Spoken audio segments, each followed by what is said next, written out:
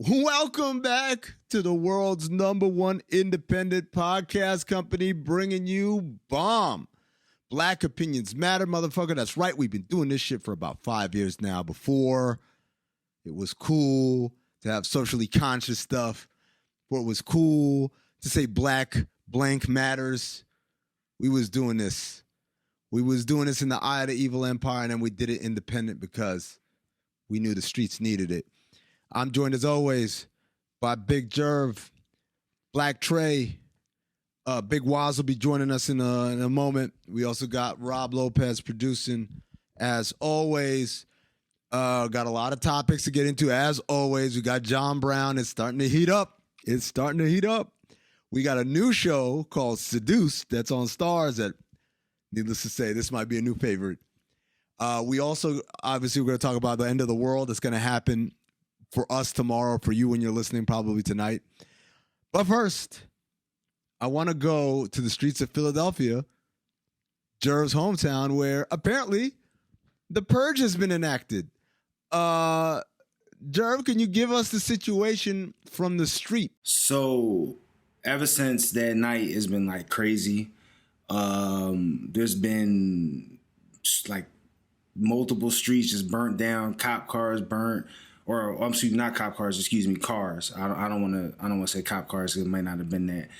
I've gone past these places and I've seen them with my own eyes. But then I'm an individual that throughout his life has thrived off of things falling off the back of trucks sometimes, or the man's coming into the barber shop with the Beats headphones or whatever the case may be, and I don't really ask too many questions.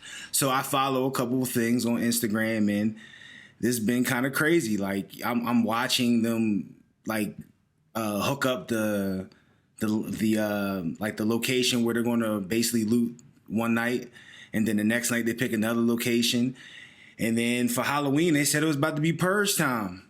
I've heard people multiple times riding around with the purge, with whatever that sound is.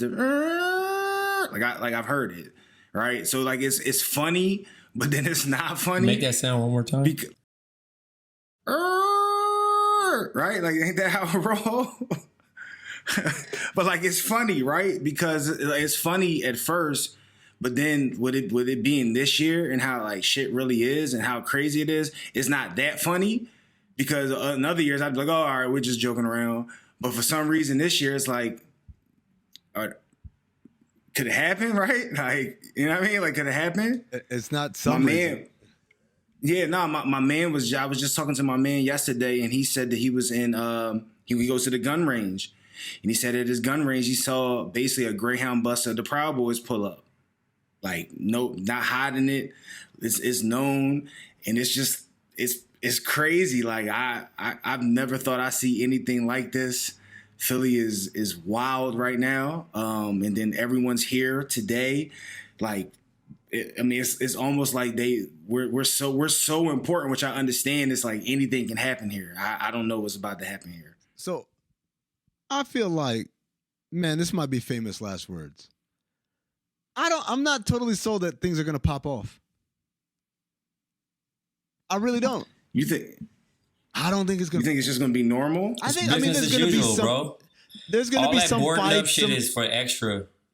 Yeah. A lot of people going to get the battery in their back. Sorry, Amin. I'm just. No, go ahead. Yeah. I don't remember what happened around 2016.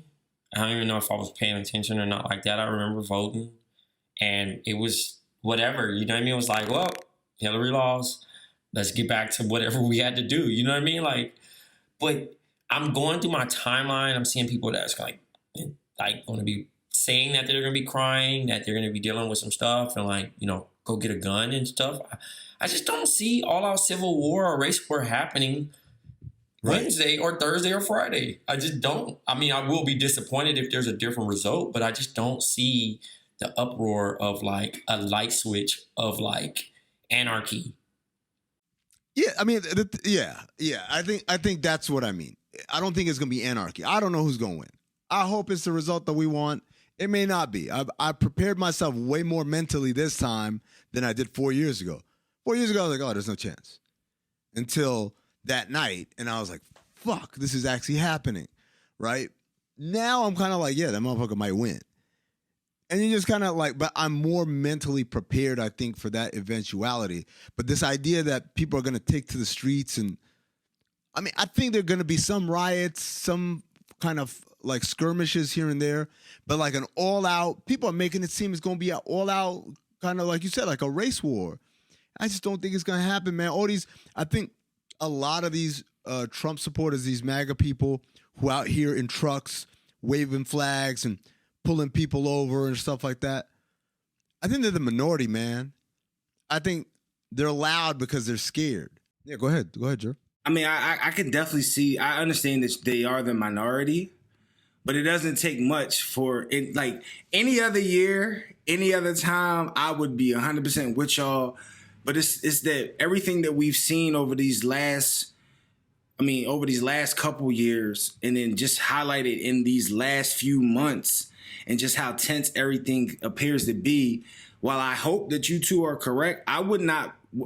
I guess my question would be: would you be completely shocked if you saw something? I know you don't think it is, but would you be shocked if you saw? I'm not saying like a civil war or anything like that, but let's just say you like riots or something. Not on Wednesday, but like whenever we get the final vote. Wow, bro, I don't expect nothing. We got an albino turtle walking around this motherfucker at this point. I did see that. You know, I thought it was a mango with legs, but at the end of the day, if it happens, that would be embarrassing because America is ghetto. But ideally, I just don't see it happening. I do, I do think that certain cowards will feel entitled and just know that, if somebody stepped to me in a different way, then, I'm going to have to protect myself, and I hope everybody else protect themselves. But again, I just don't see everybody just doing some crazy, crazy, crazy shit.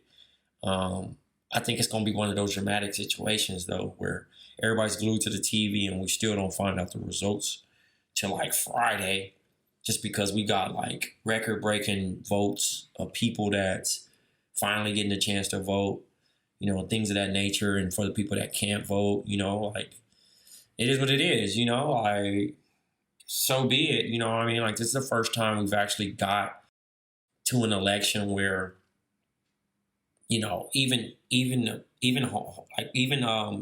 business owners and stuff like that have gotten dramatic to board up shit. Like, this is the year to burn the fucking entire city down. Like, I just don't understand that. Like, I don't see it. I think it's really embarrassing, dog. I don't see it as writing in the wall. I mean, kind of similar to like, the Breonna Taylor hearing where they were preparing like, oh, we're going to do all this. I don't see it as a tip off, but it's just kind of like, but it's Trey, interesting. You feel like the violence is going to come from people who are mad that Trump wins? I think it's the opposite. I think it's complete opposite. No, I think it's complete opposite. I think shit. But also, if he didn't win, I think they're gonna have to go get the police to carry his ass up out of there. Cause he ain't gonna take no L quietly for sure. I mean, I think, but it all depends on the L. Obviously, the closer it is, the more of an opportunity for fuckery.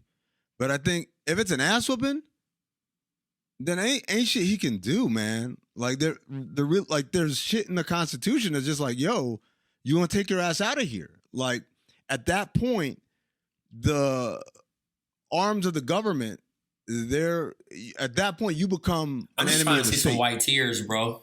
See it. I just want to see some white tears, man. And if the white tears don't flow, then it's cool, whatever. But all them people, that 98 motherfucking mile rally and all this other stuff that's going on, bro, like it's just too extra off for me, bro. I just really just like the sound of defeat on the other end. But then also I'm not going to be like crying if it was like a bad result. You feel me? Like I don't see, like if it was a movie, in a movie, you know how it's like it cuts to the scene and like niggas is like down bad immediately. Like shit is just all fucked up. You know what I mean? Like the streets is on fire, people are crying, screaming, people getting murdered. Like total anarchy. Like, nah. Only thing he's gonna do is open shit up and fuck shit up even more. That's it. It's just gonna be just all bad. You feel me? All that traveling gonna be out because everybody else not gonna be rolling with us. You know, and we just gotta prep for like, nah, for real. All that shit is tapped. All that I'm going to Paris and all. Listen, that shit is yeah, exactly. out. 4 years ago, people were saying, I'm moving to Canada. Now Canada ain't gonna take your COVID ass. Nah. Hey, no, listen, no country's fucking with us after this. Stuck, like, man. if he gets it done, we're just gonna have to just, you know, obviously all those people that did all the hooting and hollering about open up the schools, open up the jobs, open up all this shit. Cool. He gonna open up all this shit. Niggas gonna be, that shit gonna be natural selection for sure with COVID. And it's sad because it's like, what's more important right now? You feel me? Like, how many people have to die? You know what I mean? Like, he had the nerve to say, Dad, you won't get no holidays or you won't get this if Joe Biden becomes the president. And it's like, family, this shit happening on your watch right now. All this shit that you saying. And the funniest you know, thing is he talks like he's running against the president. Right? Yeah, like he's playing underdog, bro. Like if you hate if you hate this shit, I'm like, nigga, this shit. It's like being a Lakers fan, bro. Right, that's exactly That's a thing. That's all it is, bro. I ain't trying to say Laker fans and Trump supporters, but it's like being a Lakers fan. It's like, y'all said that we wasn't gonna win. It's like, bro, you what are you talking about? Got LeBron and AD, nigga. You're president already, bro. But like the whole thing about like Joe Biden is gonna have y'all doing this and that. I'm like, nigga, you doing this. We're coronavirus is like, yo, it's you. That's your fault. That's not his fault. Well, you know how the game go though, bro. You inherit whatever it is, and then they try to say that you ain't did shit. Same thing how they did Barry O. You feel me? For the 2 terms, like, oh, nigga, it was yo. He be like, yo, that was Bush. Nah, nigga, it was him. It was like, okay. Now Trump got some shit and be like, yeah, he could say a little bit about Obama, but like, nigga, yo, he did more good than bad. We're joined now by our BOMM political expert, Waz Nilambre. I can't even call you Big Waz. Waz, the topic of conversation is, do you really think sectarian violence is about to break out all across the country tomorrow night? No, I don't. I think what you're seeing with those Trump homies is I think they have a feeling that it's coming to an end. And so they want to get out and have some type of party and recognition while 45 is still technically the president. That's what I think is happening when you see all of the flag waving and the craziness that you see people doing. I have a couple of homies who just are more paranoidly inclined. And so they're kind of worried about that. But me personally, do I think that like they're going to hit the streets because he lost? I just have a hard time believing that. I think it's just all intimidation, man. It's projection when you see them doing all of this stuff. I mean, that's kind of my stance is they won last time and they didn't do any of that stuff, or not as much. Now they're going super hard. I'm like, I don't know. Like that to me feels it has a tinge of desperation, but ultimately I think it's a lot of puffery. It's fake. It's you know the type loud as a motorbike but wouldn't bust a grape in a fruit fight. That's what's happening. That's the vibe I get. And I'm not saying oh, he's about to get his ass whooped. It might win. I don't know. But I'm just saying I don't think these people are really going to be out here with rifles and stuff, especially when you consider like a lot of the votes already been cast, man. Like you talk about the state of Texas had the most votes by any state in the history of the election. And election day ain't even here yet. Like they hit that mark 2 days before election day. So I feel like what's going to happen tomorrow as we record, obviously later tonight for those listening as this episode drops, I think it's got to go rah, rah, rah, rah, rah. But I think we're going to get a conclusive answer one way or another who wins this election fairly quickly. I don't think it's going to drag, and I don't think it's definitely, I don't think it's going to be the purge out here. But I don't know, man. I mean, Waz, do you want to do political what's it called, forecasting here? Yeah, predictions? I just think that he's gonna lose in the sense that because like, you know, white people, well-to-do white people is just like, this is ugly. This is just I just don't. Yeah. This is ugly. Like I can't support you and still be as hoity-toity as I like to be, and feel like I won't get as much judgment. And I think that's why he's gonna lose, not because he's so horrible at his job and incompetent. He's just so beyond the pale that a certain type of white person has even been like, all right, I can't abide by this. That's what I think it is. And I do think the turnout amongst, people who didn't come out for Hillary because they just assumed she had it in the bag and she doesn't excite them in a way that they wanted to get hyped about casting a vote for her. I think more people are going to come out this election that didn't come out the last time. But it's just, it's just the combination of forces just conspired against him. Like, one, he's terrible, and two, a pandemic happened and he handled it in a way that people see as incompetent and it just hurt him.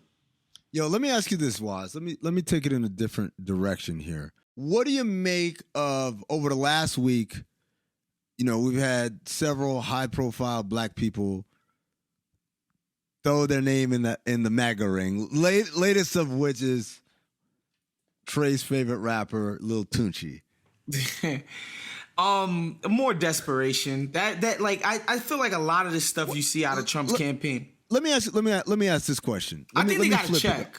That's what I think happened. Yeah. Wayne, my nigga, I had it to be him. I think Wayne got a check. I think he got paid for that. How big of a check does it have to be for you to publicly? Like, it's one thing to say, like, yeah, I might vote for Trump. I mean, it's Corona. It's Corona. This man hasn't been on a tour in how long? And that's how he sustains himself. I don't think it would take as big a check as you would think.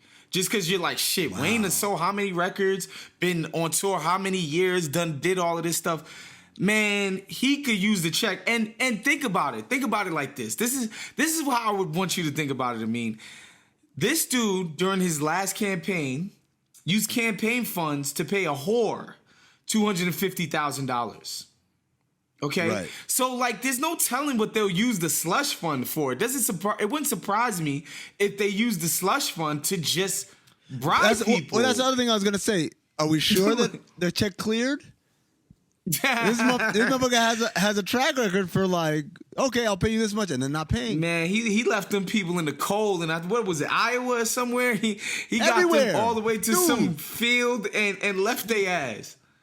The buses never came back because they didn't get paid. His hanger pull-ups are crazy, bro. I was looking at his schedule, his last minute schedule that he had to do, where he's flying to these airport hangars and then speaking to these people and then sliding, hit them over the deuce. Them people out there catching hypothermia, bro. And the wild shit is, he's shitting on them, right? He's like, oh, man, you think I want to be here in the freezing cold? He's telling you he hates where you live and where you from. In a way that's, again, we do that on this podcast, but we're not running for office. Right. Exactly. I was saying, yeah, I do this shit all the time. I'm not asking for your vote.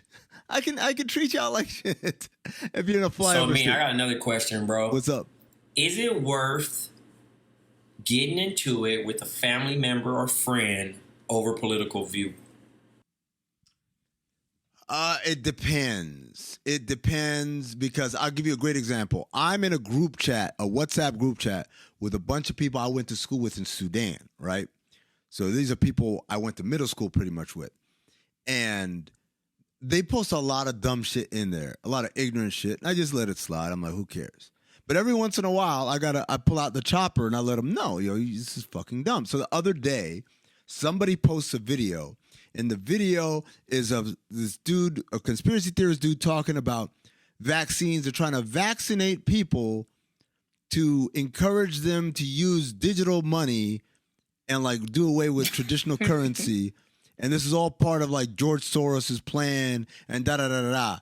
And by the way, the dude, while he's saying this stuff, because it's just audio over text on the video, it's like he's washing the dishes or he's washing his hands because you can hear the sink turn on and the water come out and it's splashing. And so I thought about letting it slide. And then I was like, you know what, man? This is a big-ass group chat. There might be 80 people in it. And nobody said shit. So I literally said, wait, did you watch this video and say to yourself, this guy's making some great points while he's doing the dishes or washing his hands or whatever. You thought something smart was being said here? Something so smart that you thought, I should share this.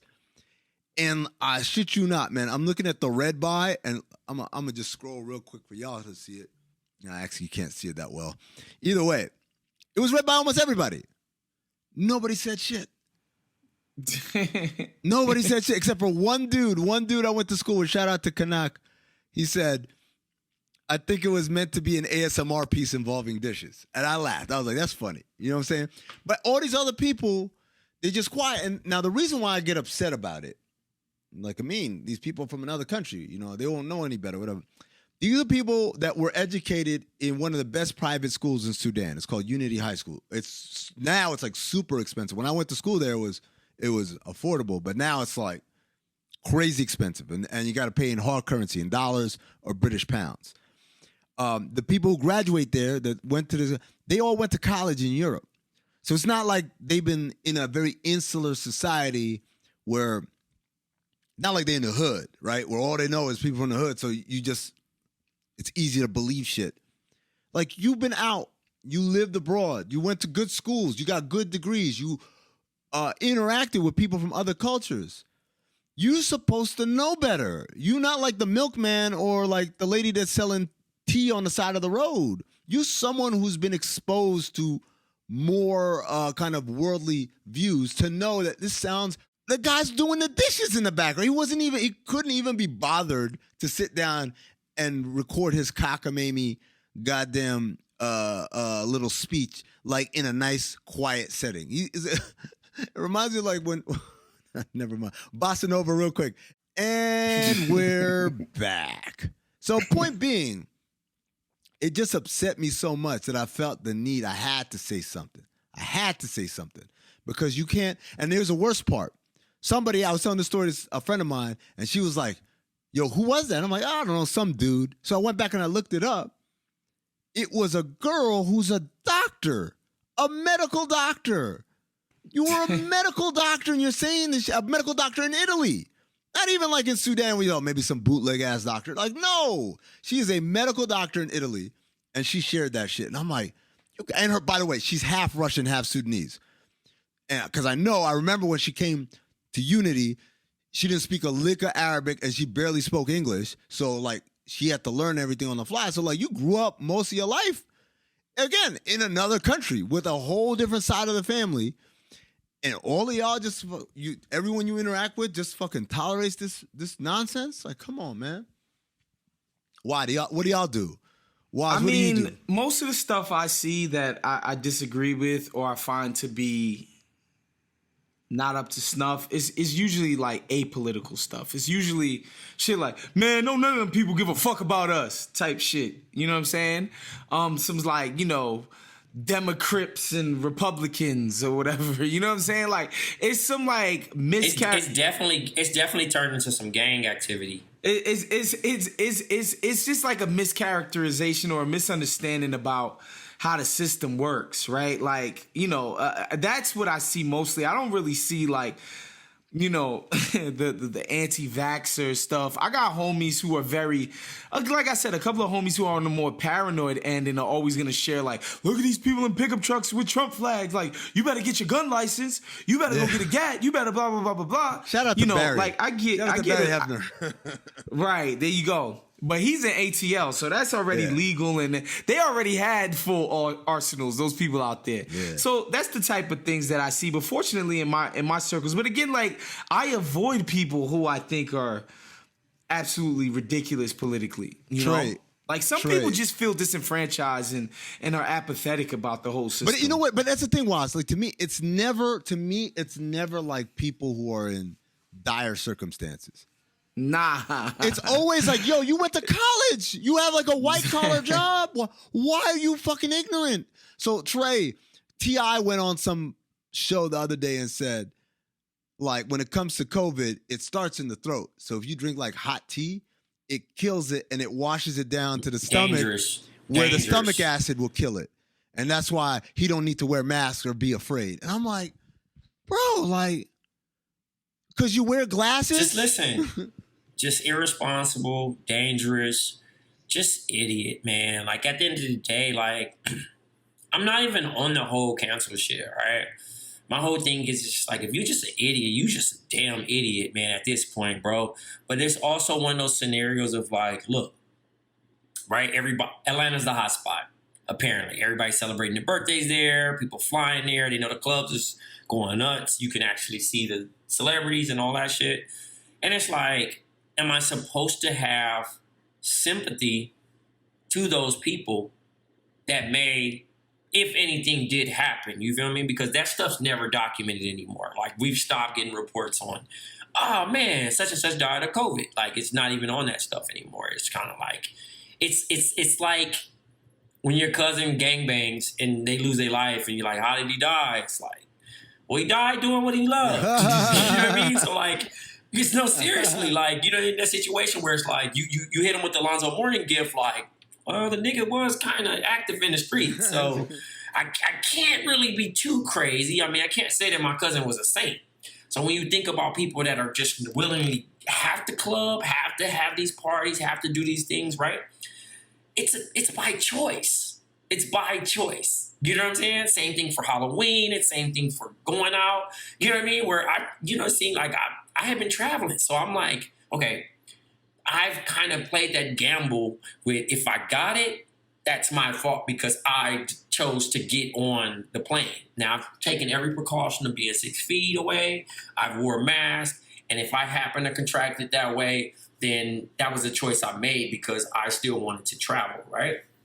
And I feel like the shaming has gotten out of hand on that part because everybody's just feeling like, you know, like, oh man, how dare you? Like, it was somebody that was pregnant, COVID dog. shaming is always like, Oh, it's like, terrible, yo, why dog. is let them people take 'Cause it their doesn't own fall in- lives into their hands, man. Like, I think it gets to a point, Was, where if multiple people are affected, but I haven't met anybody or I know personally that has basically had the bug and just lit out a whole fucking thing. You know what I mean? Like, I would never be irresponsible about, yo, Jerv, I'm in Philly and I'm out and I got COVID and I go pull up on him and his daughter. Like, I'm never going to do no shit like that. If I have it, I'm going to sit my ass down. But like, if I know that, like, I'm wearing a mask, like, nigga, let's go to the park. We're going to sit 6 feet apart away and catch up.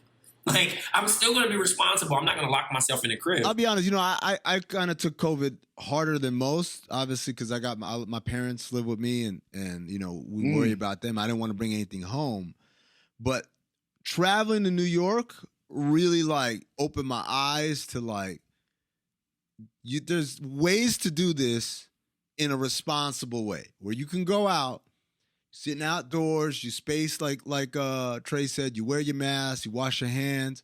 Like, it's kind of crazy if niggas just listen, we really don't have to give just up our fucking listen. way Hey, of life. just listen, bro. This is very serious. No, I was just gonna say, like, when I see videos of people in Dallas, in Houston, in Atlanta, and in Scottsdale, those are the 4 major cities I see. Like, you in a club, packed. not giving a fuck. Yeah, Like, yeah. You can't tell me like you miss it that much.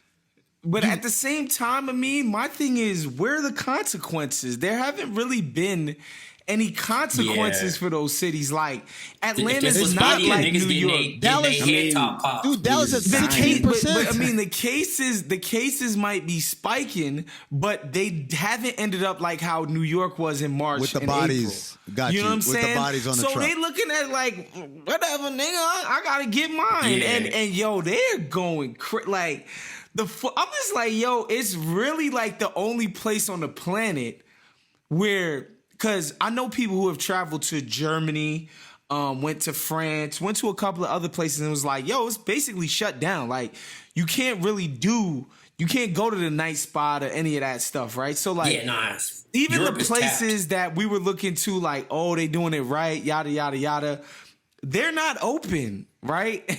And Houston and Atlanta and Scottsdale is just like, bruh, what pandemic?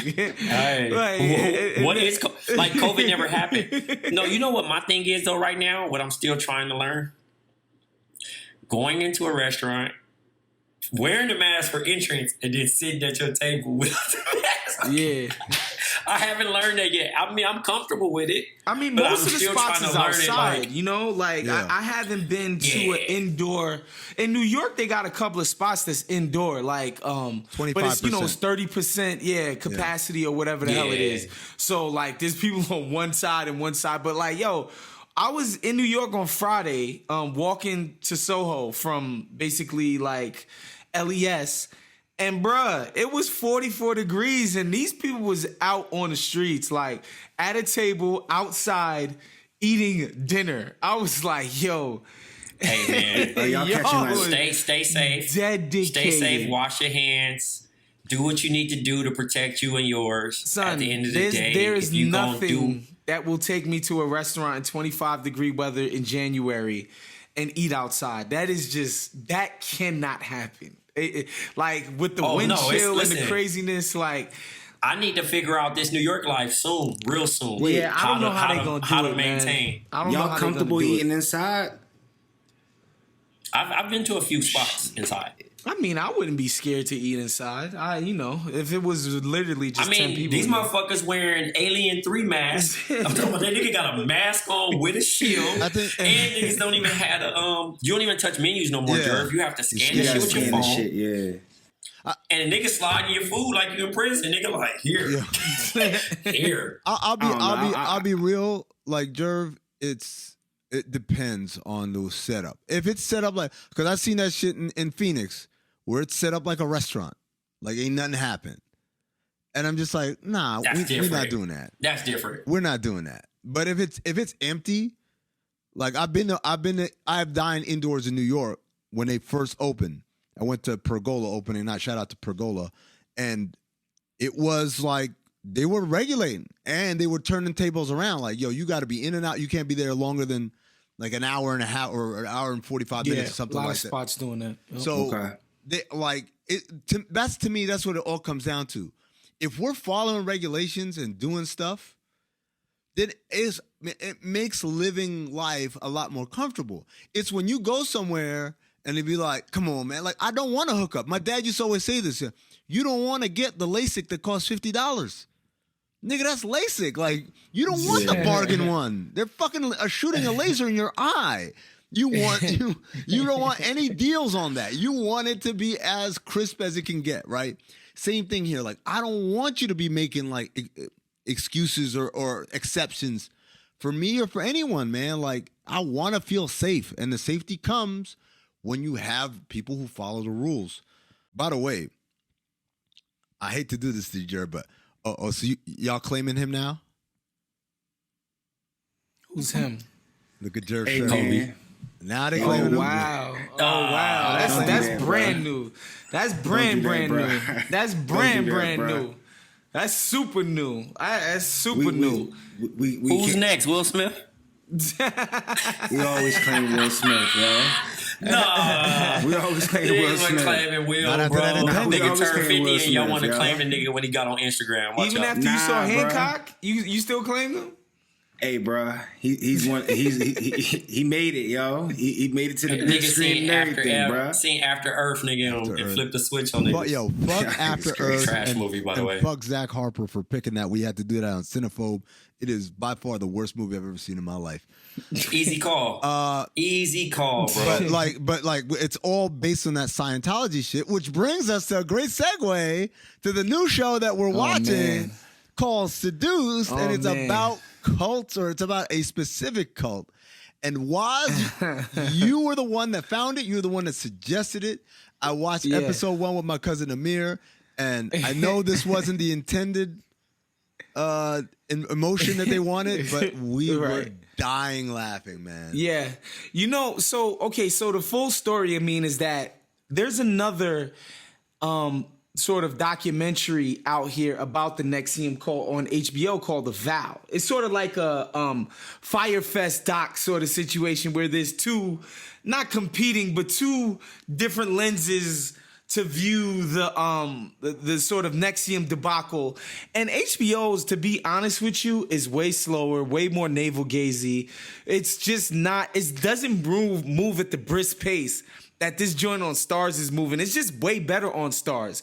And so I'm watching it. I'm halfway through the first episode, and I'm like, yo, I would love to hear what Jerv and Trey and Amin think about this, just watching it. Because, like, again, I know our backgrounds, where we're from, the people who we were raised by, and the people who we feel the most comfortable around, and all of that stuff. So I watch it with just astonishment, just like, I don't want to say, I want to say I tried not to judge these people, but there's certain times where it's hard to be like, yo, I can't. What the fuck is wrong with you? Waz, when a dude says, is it wrong to rape a baby?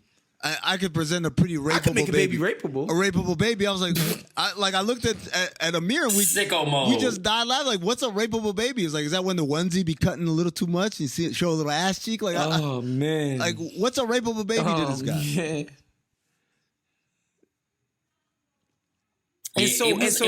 That's why I wanted y'all. That's why I wanted y'all to watch it, because this dude he's a sicko. You always suggest some like off the wall stuff that's normally good. Right. So like when I fired it up, I'm like, man, like I'm pressed for time. Let me see. And it actually went by quick. It did, yeah. But I was bugging out because I know Shorty from Smallville. Smallville. I mean, it's Smallville, and then also Allison Mack. Yeah, Allison Mack, bruh. And then also seeing the moms go and how the whole shit was kind of swift. Right. But what was bugging me out, bro, was when homie was kissing everybody. And Shorty was looking like, yo, that don't look right. And they like, nah, you bugging. Right. So she like, it means you haven't evolved yet. If you don't, yeah, you ain't it's even. Cool. You're not on our level. It's cool. Like, what was the term they used for him? Vanguard. Vanguard. Yo, you know what I'm saying? Like, my niggas floating. I'm gonna tell you the part that me and Amir we had to pause because we were laughing so hard. So, same scene that Trey's talking about, where they're all lining up, and literally this man kisses every woman on the lips, right? So it's like, oh, thank you. He kissed dudes on the mouth too. But hold on. Oh, okay. Because it's girl after woman after woman after woman after woman, and Amir says, "Do you got to do that for the dudes too?" And I was like, nah, he gonna have some loophole. And then right then, the Asian homie comes up, and the Asian homie goes for the kiss on the lips, and my man does the, oh shit, you a dude. And at the last second, moves his face ever so slightly so he gets it right on the side. I was like, that's slick right there, man.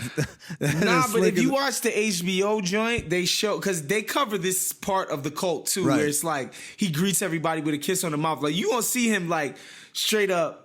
And eventually you're going to notice, like, he's into volleyball, just like weird ass quirks about this dude. But like, on the HBO joint that called The Vow, our listeners can go check out the HBO joint. There's 9 episodes up there. And you can watch that now. But again, the Stars one, they got 3 episodes up now, and it just moves at a more brisk pace. But the HBO one shows you all of that. But one of the things that killed me was like, yo, allegedly he's got a 240 IQ. He's a judo master. He's a world-class pianist. I'm like, yo, no one person has ever been all of that. That would have been a red flag for me. Like, yo, bro, I need receipts, bro. False. Dolph Lundgren. Dolph Lundgren is like, I'm dead serious. Look it up. Dolph Lundgren has like a master's in chemical engineering and a black belt in jiu-jitsu, and he's also an actor, and he was in a rock band and shit like that. Yo, shit, I guess he needs to start a cult. So that brings me to the next conversation me and Amir had. It's like, would you want to start a cult? And I said, no, because I don't think I can handle that many people being on my dick at the same time. Like, in the dumbest way possible. Like, it's just too much. It's too much. But Jerv, what was I'm interested to know what was your favorite parts. What parts caught your eye as you were watching it? Because the first episode, like, they go right into it. So I want to just tip my cap to you. I actually like this. This is not bad. This is definitely a good suggestion. I'm locked in, right? But I was kind of like, when the mom's starting to realize there's red flags, but she's just not doing shit about it. Like, I'm sitting there and I'm like, I I mean, I'm not trying to judge, but like I'm not understanding, right? But Jerv, those the type of moms that send their kid to a Montessori, right, Trey? Sick, man. Don't be taking shots at my old workplace, man. Shouts to the Montessori kids and whatnot. Shouts to the kids, man. But we talking about the moms right now. Yo, but like, on some real shit, like I feel like this is something that happens to white people a lot. I feel like the level of kind of complexity your cult needs to be in order to attract black people to it, you got to be on some next shit. Like, you can't be on no because this shit felt mad basic. That's the thing that I didn't get. Like, this is such a basic con. Why are these people falling for it? How low is your self-esteem? Like, come on, man. But like you couldn't meet dudes for like how they couldn't meet him for how long? Well, it's not that you couldn't meet them. They set it up so that until you take a certain amount of courses, which means you've invested a certain amount of mony, that's when you get to meet homie. And I was annoyed, bro, when he had the chapters performing for him for his birthday. Niggas is putting on some bullshit. Niggas is in there. Oh man, they had the New York City, they had the Mexico, they had the every city had their own little theme for his little birthday. It was crazy. And but the one thing I will say though, Amin, like we say that black people wouldn't fall for these type of cults, but he got his start in multi-level marketing, aka pyramid schemes in the 90s. And we all know plenty of black people that fell for pyramid schemes. Black people love a pyramid scheme. They love a multi-level marketing. They love a get what's rich that quick shit, Forex? scheme. What is up with joint? Forex, man? Because that was like I would see the commercials on like CNN at 2 a.m, and now it's like Forex? it's Fashion Nova. Forex is foreign exchange. It's dealing in foreign exchange markets. It's basically investing in, the yen is going up, and then like you put your money in yen, and then, but it's like, again, it was like a weird commercial you would see at 2 a.m. when you're watching CNN. Like, because my dad will like leave the TV on CNN and fall asleep. And so I'll see it and I'll see these commercials. And like, that's just like anything where you can make a shit ton of money, they're not advertising for it. They're not doing a commercial for get this money, right? It's why I think all self-help is bullshit because like it wouldn't, if you could help people, you wouldn't charge them for it, right? And if you can make a lot of money, you're not going to invite other people to make a lot of money with you. You would just keep making money for or yourself. Recruit them quietly, right? Like 100%. You wouldn't put a TV ad. So, but Forex now, all of a sudden, it's like Fashion Nova, where I'm just like, why the fuck are all these black women on Instagram talking about Forex?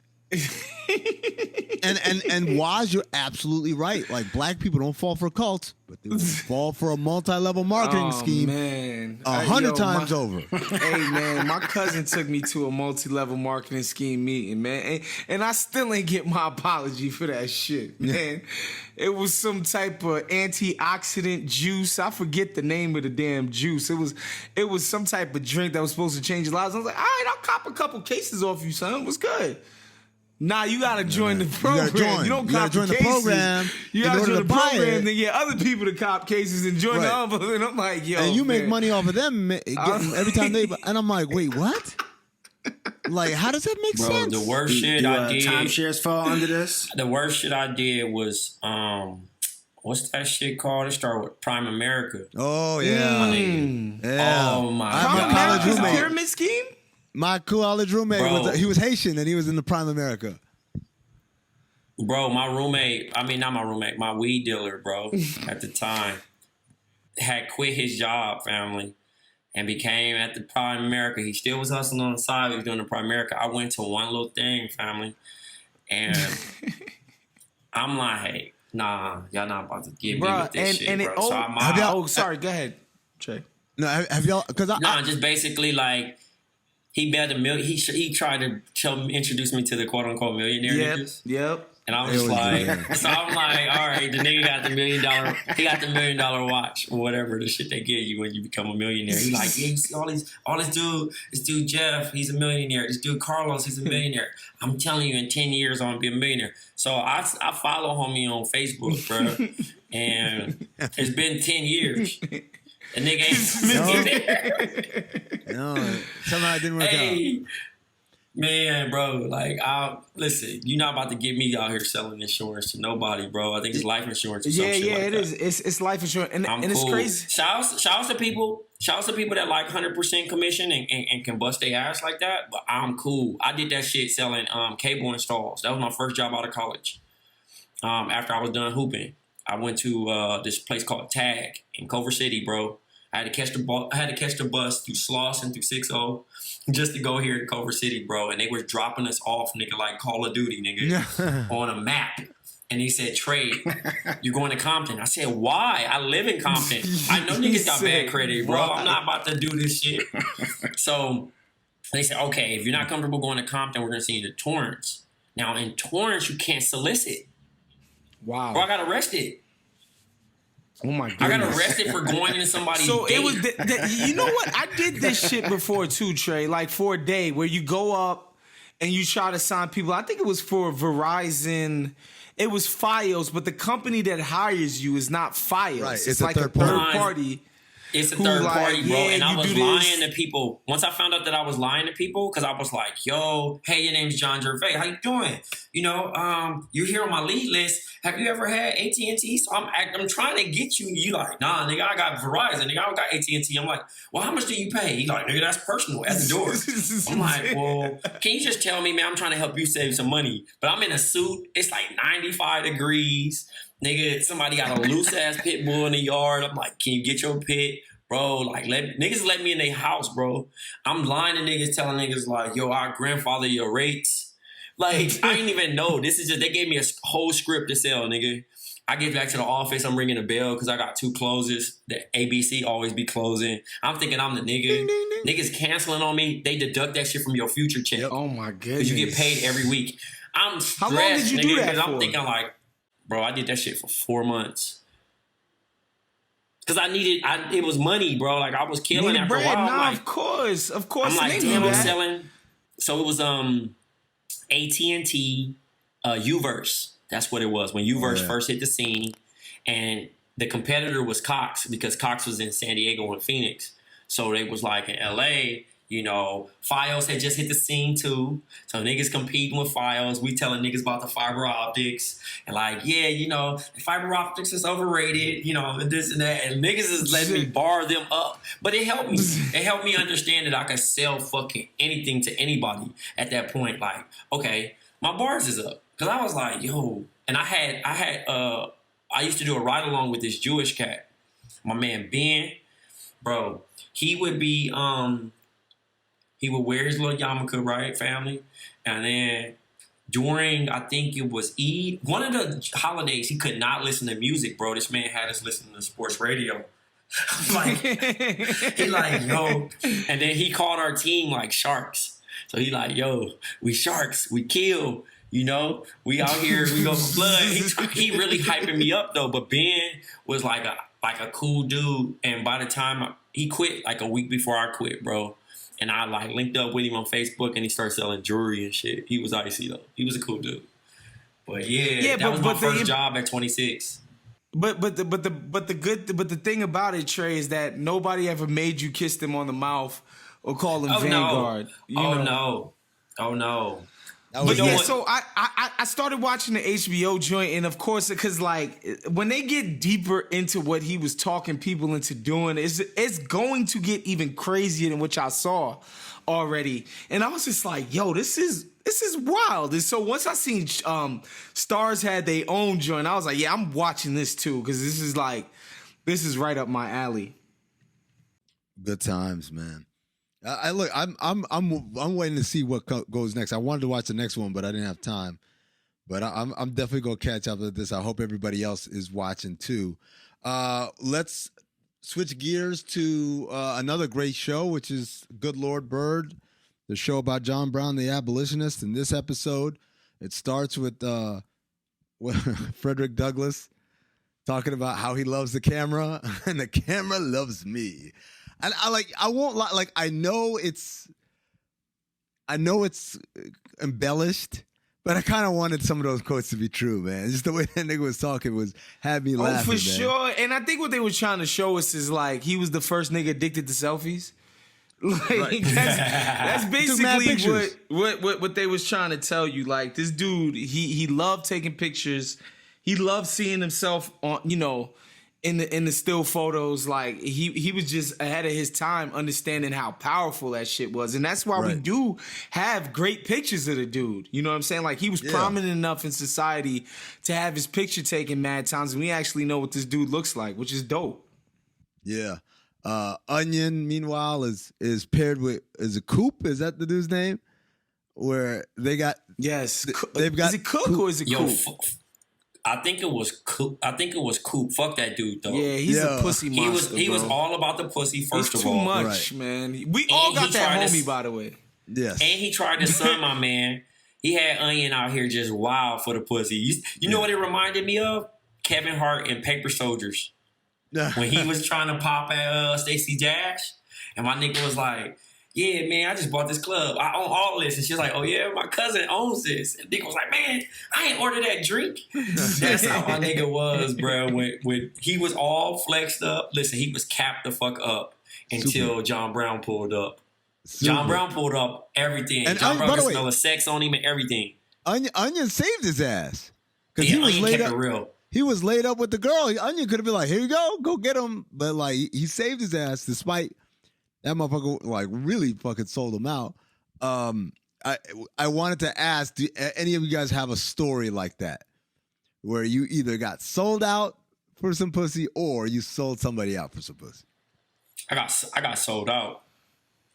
I mean, I'm Oh. sure I've been sold up the river trillions of times. And I told a story on here before where I had to dirty Mac a homie. He was, he was false claiming, false cuffing a shorty, and I downed him out. I was like, that's not your boyfriend. I was like, That's crazy. like you can, like son was calling every single shorty his girl, and so the shorty was like, yo, I want to pop with you, but I'm being faithful to my man. And I'm just like, yo, fam, like, first of all, okay, what I did was wrong. That's against the rules. It's a bad thing, and I don't feel bad about it, but I shouldn't have did it. But at the same time, like, that whole underhand cuffing, like, literally claiming every single shorty so that everybody has to be like, even if you don't claim the shorty, you be like, oh, that's my sister type shit. Like, that's underhanded false cuffing too. Like, stop telling these girls they your girl, fam. Like, just pop so we can all just move on with our lives. we call it crabbing, man. But overall, and I know I'm not a gangbanger. If you're a Crip, don't get offended. But anyway, crabbing. My man told me like, yo, this was like 08, 09. He like, yo, shorty a pop, don't feel her. Cause I was on her, like this chick. I'm like, yo, she's tough, yada yada yada. He's like, bro, she's a slide. Like, don't fall for it. My man, I flew back to the crib because I was kicking it with him. I flew back to the crib. My nigga wifes her. Wifes her. After giving me the bad advice, fam. Just didn't want me to just pop at it. I'm just like, my nigga. I really was not feeling that at all, my nigga. And then Rob, Bossa Nova. I was hot. And we're back, bro. And But we're I was back. 38 hot. I was 38 hot on that. Oh man. But anyways, so Jerv, I hate embarrassment. I cannot listen. You dunk on me. Listen, you knock me out, bro. I'm coming back with a gun. I'll tell you that now. I cannot handle that shit. you bro. like Avon Barksdale in Above the Rim, Bro, nigga, don't yell no world star, none of that shit, bro. I will come back with the blicky and lay the whole fucking block down, nigga. You not getting that win, that social win on me, bro. Yo, I can't handle it. Don't embarrass me. Does anyone have anything else, or should we end it here? Yeah, I mean, I think the crazy thing about the episode and just the last two episodes really is just how foolhardy and delusional and crazy the plan is. John Brown is like, the dude is out of his mind, right? And it's so crazy because it's like it shows you that for a white dude to be that morally righteous, he literally has to be an insane person. Yeah. That's kind of like the message to me. Like for you to actually have been white and been that morally opposed to slavery in that time, you had to be crazy to actually follow the courage of your convictions and do what this dude did. He was a freaking madman. Yo, the scene where him and Frederick Douglass are talking, and he's like, "This is a plan," and Frederick Douglass is like, "This is a terrible plan." He said, "You came up with it." It's like I said it should happen. I didn't say it could happen. Like it was that whole exchange of like Frederick Douglass like, "Yeah, I was just fucking talking. I didn't mean it seriously." And John Brown was like, "But I came up with this whole plan." That, and every time they're trying to pitch the plan to other people, and they always, at some point, the person who's getting pitched. By the way, shout out to Orlando Jones, who's in this episode. Yeah, he killed that. They said, "How many of y'all got?" They're like 16, and they're like, "Nigga, what?" You're talking about like a full on war, and you got less than 20 people. That's not even enough. What he said, that's not enough to. Oh, I can't remember what he said, but that's the part I always laugh at. It's a really funny show. Like it's well written in that it can be moving and like dramatic, and also retain a sense of humor. And I think that's why I really like that show. I hope it wins a bunch of awards. I thought they killed it. Everyone in that show does a great job. Even the kid was. I know last time you were on, you were like, it's held back by the kid, but he's good, man. He's really doing a good job. He's not terrible. He's not. He's not. Obviously, but he's not. It is a huge. He's carrying a huge burden. Yes. Is what I'm saying. Like it's a lot to shoulder to carry this show. Like the weight of the material and the difficulty of speaking in a dialect that obviously this kid has never heard people speak in. He wasn't a slave in the 1880s or 1850s or whenever the show was taken. Like it's a lot to ask him. Yo, is what I'm saying. And he's a young kid. He's doing his best. The scene where my man says, "You look different." He said, "What you mean?" "I don't know. Uglier? Older?" Just uglier? It's hard to tell with that dress. By the way, that homie looks just like Ryan Clark. He does. He looks like Ryan Clark, and he looks like Supreme.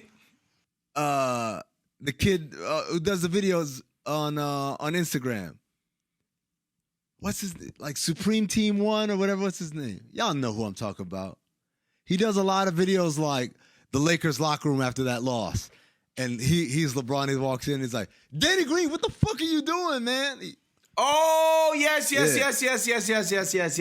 homie's great, by the way. That's the dude that did the Puma. Walked up to the club and it was like, "Yo, don't worry, my barber's here." Yeah. Like he said, "Oh, you ain't got the right hairline." He's like, "Oh, yeah, I got the barber." Yes, I know what you're talking about. Yeah. Yes. Yeah. They did a Halloween one that I watched on YouTube today. It was actually pretty funny. but yeah, shout out to that dude. Shout out to Good Lord Bird. Shout out to everybody who's supporting the podcast. If you're not a Patreon, patreon.com/countthedings. We give you exclusive content like we did last week. But if not, even if you're not, thank you for listening to this podcast. For Black Trey, for Big Waz, for Big Jerv, for Rob Lopez on production, I'm Amin Al-Hassan. Vote tomorrow or today or whenever you listen to this. Listen to this while you go vote, and hopefully we won't have a purge. We'll talk to you next Monday. Or will we?